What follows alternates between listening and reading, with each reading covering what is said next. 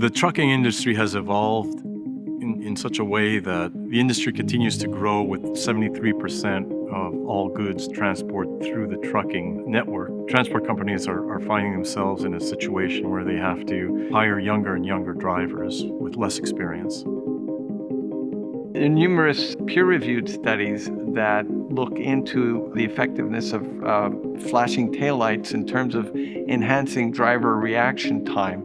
We set out to create a device or a system that would take that knowledge and bring it to the real world. A quarter of a second faster reaction time could be the difference between life and death. With the PulsePro installed on the truck, anytime a trailer is attached to it, that trailer now has a brake-activated pulsating light system that will flash turn signals and give early warning or enhanced warning cues to drivers on the road. It's all about trying to mitigate accidents, protect people on the road, and for transport companies, protect their driver and their equipment. I found the PulsePro helped me to be secure. I noticed a big difference that people behind me were like keeping their distance. If we can add another layer of safety, this will mitigate rear-end collisions. This will then result in transport companies having an opportunity to lower their insurance premiums. The developers have taken an approach to